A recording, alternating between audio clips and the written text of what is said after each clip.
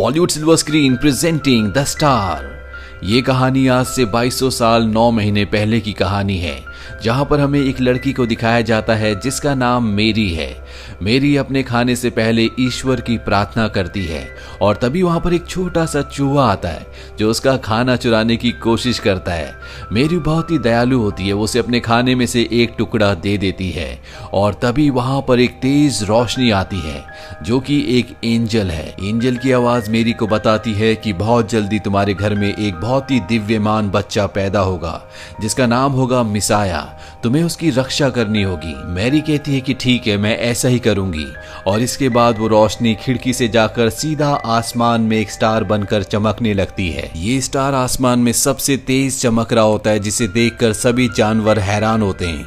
अब जो चूहा होता है जिसे मेरी ने रोटी का टुकड़ा दिया था, उसने सारी बातें सुन ली थी, इसीलिए वे सब बातें जाकर सभी जानवरों को बता देता है। वहीं हमें एक डोंकी को दिखाया जाता है जिसका नाम बो होता है। वो एक मिल में एक दूसरे बड़े डोंकी के साथ काम करता है। दोनों की दोनों चक्की पीसते हैं और गेहूं को आटे में बदलते हैं। लेकिन वो ऐसी जिंदगी नहीं जीना चाहता। वो शान की जिंदगी जीना चाहता है, आजादी की जिंदगी जीना चाहता है। पर उसके साथ जो बड़ा डंकी होता है वो कहता है यही हमारी किस्मत है। पर जब वो चमकते हुए सितारे को देखता है तो कहता है कि ये सितारा शायद मेरी किस्मत बदलने के लिए आया है। अगली सुबह बो के पास उसका दोस्त कबूतर जिसका नाम डेव होता है वो आता है।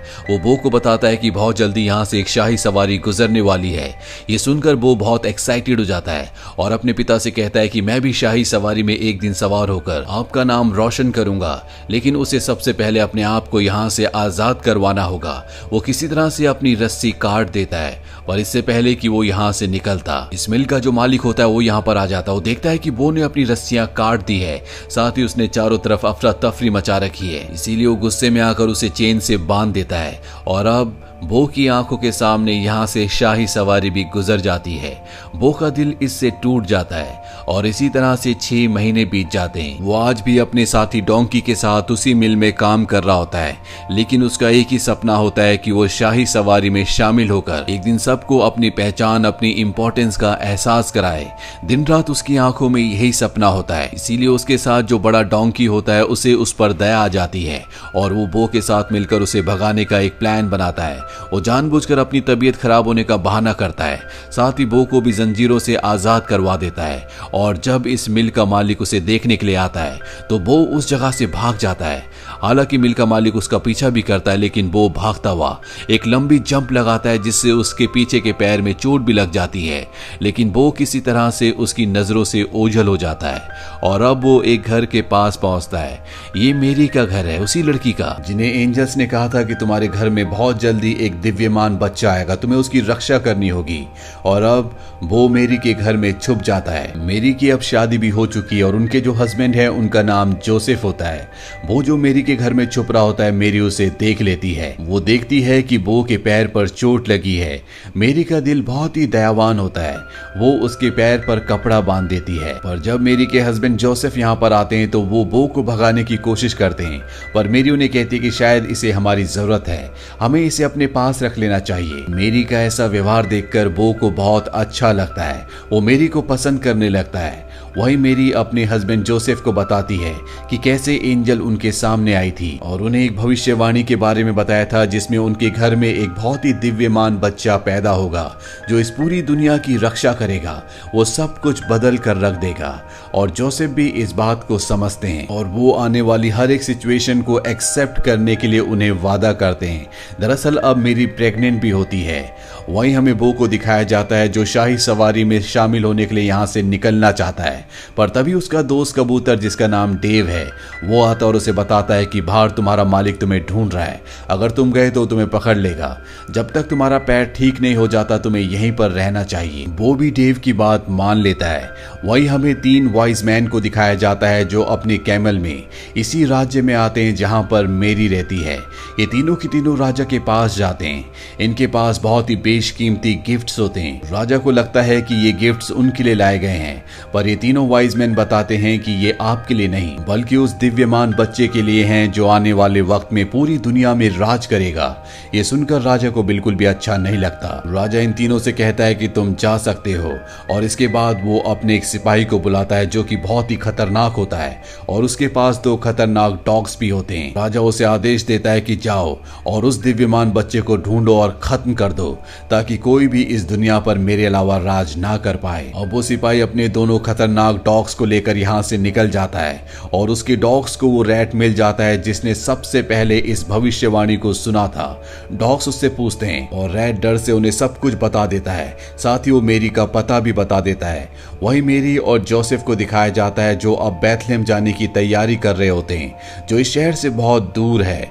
बो को भी वो अपने साथ ले जाना चाहते हैं लेकिन वो उनके साथ नहीं जाना चाहता क्योंकि अगर वो इस शहर से गया तो वो राजा से बहुत दूर हो जाएगा और शाही सवारी का हिस्सा नहीं बन पाएगा।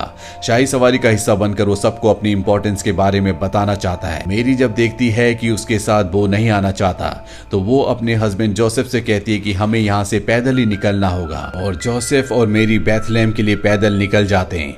बो को घर पर ही छोड़ देते हैं और अब यहाँ पर वो सिपाही अपने खूंखार डॉग्स के साथ आ जाता है। उसके डॉग्स देखते हैं कि वहां पर बो है। वो बो से पूछते हैं कि मैरी कहां पर है, पर बो उन्हें कुछ भी नहीं बताता। डॉग्स उसके पैर पे बंधे हुए दुपट्टे को देख लेते हैं जो कि मैरी का होता है और वो उसे स्मेल करते हैं, जिसके बाद उन्हें पता चल जाता है कि मैरी किस तरफ गई है और अब वो मैरी का पीछा करते हुए बैथलेहम की तरफ निकल पड़ते हैं। वो अब मैरी को किसी भी कीमत पर बचाना चाहता है क्योंकि वो मैरी से बहुत प्यार करता है, इसीलिए वो भी बैथलेहम की तरफ अपने दोस्त डेव के साथ निकल पड़ता है। डेव उसे एक शॉर्टकट रास्ता बताता है जो कि बहुत ही खतरनाक होता है। यहाँ पर बड़ी बड़ी चट्टानें और पहाड़ियां होती है, पर वो मैरी की जान बचाने के लिए उस रास्ते से आगे बढ़ता है जहाँ पर उसे बहुत ही मुसीबतों का सामना करना पड़ता है। यहाँ पर उसकी मुलाकात एक शीप से भी होती है। वो बो से कहती है कि मैंने सुना है कि बहुत जल्दी एक दिव्यमान बच्चा पैदा होने वाला है। मैं उस आसमान में चमकते हुए तेज सितारे का पीछा कर रही हूँ, इसीलिए मैंने अपने झुंड को छोड़ दिया है। इसीलिए मैं भी अब बैथलेहम की तरफ जाना चाहती हूँ जहाँ पर मैरी और उनके हस्बैंड जोसेफ गए हैं और अब ये सब के सब उस तरफ बढ़ने लगते हैं। यहाँ पर वो शिकारी भी अपने खतरनाक डॉग्स के साथ पहुंच चुका होता है, पर इससे पहले कि ये मेरी तक पहुंचते वहां पर बो और उसके साथी पहुंच जाते हैं।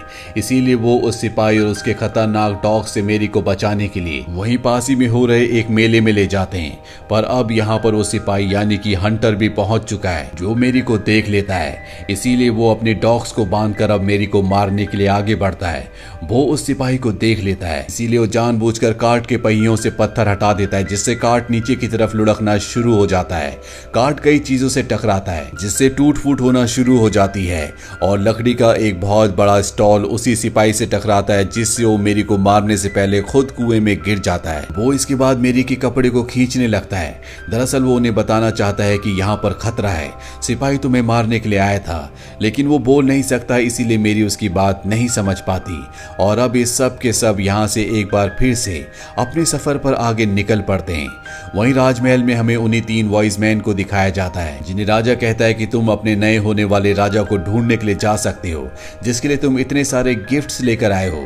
लेकिन इन 3 वॉइस मैन के जो ऊंट होते हैं, इन्हें राजा के षड्यंत्र के बारे में सब कुछ पता होता है क्योंकि इन्होंने पहले राजा की बातें सुन ली थी। इन्हें पता है कि राजा उस दिव्यमान बच्चे को मारना चाहता है, इसीलिए राजा चाहता है कि ये तीनों वॉइस मैन उस बच्चे तक पहुंच जाए ताकि इसके आदमी वॉइस मैन का पीछा करें और उन्हें भी बच्चे की लोकेशन का पता चल जाए। और अब ये तीनों की तीनों मिलकर किसी भी कीमत पर मेरी और उसके होने वाले बच्चे को बचाना चाहते हैं। वही हमें मेरी, जोसेफ और बो और उसके साथियों को दिखाया जाता है। दरअसल मेले में जितना भी नुकसान हुआ होता है, जोसेफ को लग रहा होता है कि ये सब बो की वजह से हुआ है, इसीलिए वो बो को डांट रहा होता है। साथ ही मेरी से कहता है कि सारा का सारा नुकसान बो ने किया है और अब मैं इसकी जिम्मेदारी नहीं ले सकता। बो को इस बात से बहुत बुरा लगता है और वो अपने साथी डेव के साथ यहाँ से निकल जाता है। हालांकि शिप उसे कहती है कि तुम्हें नहीं जाना चाहिए, पर बो उसकी बात नहीं मानता। दरअसल बो अब शाही सवारी तक पहुंचना चाहता है ताकि उसमें शामिल होकर वो अपना सपना पूरा कर सके और जल्दी उसे शाही सवारी मिल भी जाती है। और जब वो उस तरफ भागता है तो उसके पैर पर जो मेरी का कपड़ा होता है वो खुल जाता है, जिसके बाद बो को एहसास होता है कि मेरी एक रहमदिल इंसान है, उसने हमेशा उसकी मदद कि उससे प्यार किया और उसे उसका साथ नहीं छोड़ना चाहिए। इसीलिए एक बार फिर से वो मेरी की तरफ निकल पड़ता है। वहीं जोसेफ और मेरी को दिखाया जाता है जो आगे बढ़ रहे होते हैं और तभी बग्गी यानी कि कार टूट जाता है, जिससे जोसेफ को गुस्सा आता है और गुस्से में वो मेरी को डांट देता है। इस बात से मेरी को बहुत बुरा लगता है और अब जोसेफ के पास बो पहुंच जाता है। वो उसे धकेलना शुरू कर देता है ताकि वो मेरी के पास जाए और उससे माफी मांगे और जोसेफ भी ऐसे करते हैं और इसके बाद वो अपनी पीठ पर मेरी को बिठाकर आगे का सफर तय करता है और बहुत जल्दी ये सब के सब बेथलेहम शहर में पहुंच जाते हैं। यहाँ पहुंचने के बाद जोसेफ रात गुजारने के लिए कोई जगह ढूंढ रहे होते हैं और तभी बो के पास एक आदमी आता है और ये वही आदमी है जो उसका पुराना मालिक है। वो बो को पकड़ लेता है और एक दूसरी जगह ले जाता है जहां पर और भी जानवर होते हैं।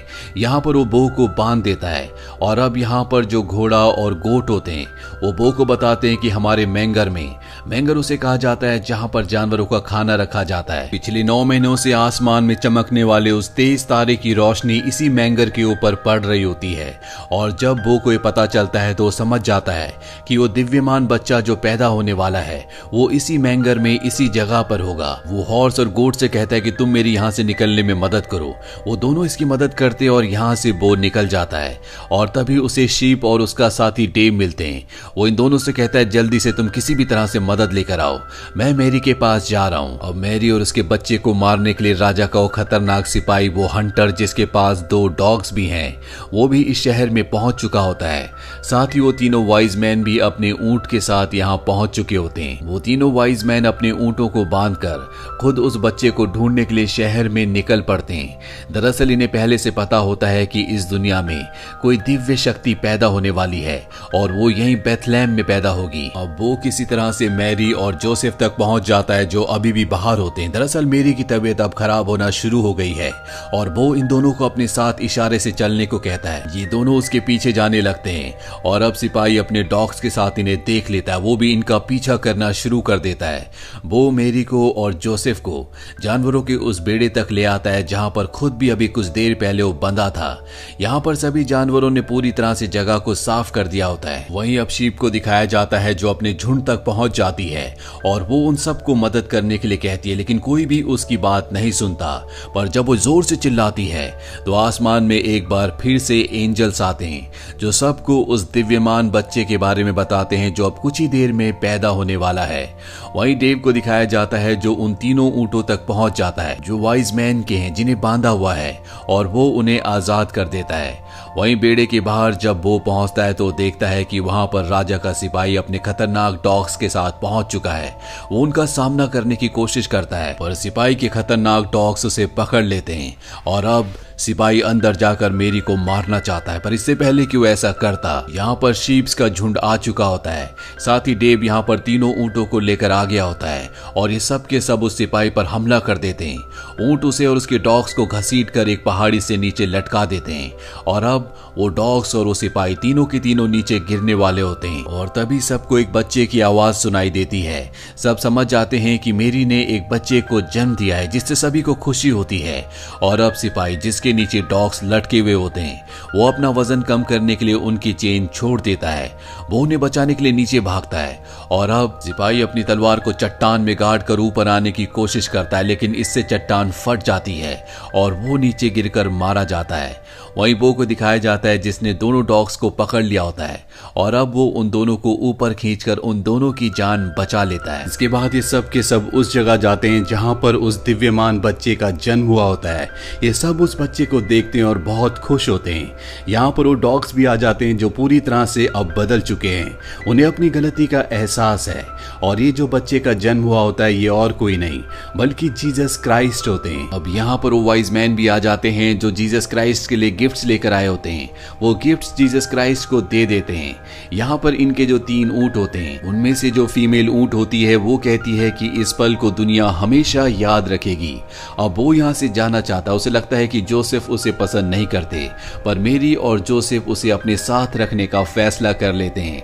साथ ही उसके पुराने मालिक से उसे खरीद भी लेते हैं और इस तरह से वो जो हमेशा से एक बड़ा काम करना चाहता था, उसने इस दुनिया का सबसे बड़ा काम किया, क्योंकि उसे विश्वास था कि वो इस दुनिया में कुछ इंपॉर्टेंस रखता है। दुनिया ने उसे गधा कहा, एक ऐसा जानवर जिसके अंदर दिमाग नहीं होता, जो कुछ नहीं कर सकता, लेकिन उसने अपने आप को कभी गधा नहीं माना। उसे हमेशा अपने आप पर विश्वास था। उसने दुनिया की बातों पर विश्वास नहीं किया और उसके इसी विश्वास से उसने अपने आप को पूरी दुनिया में सबसे अलग, सबसे इंपॉर्टेंट बना लिया।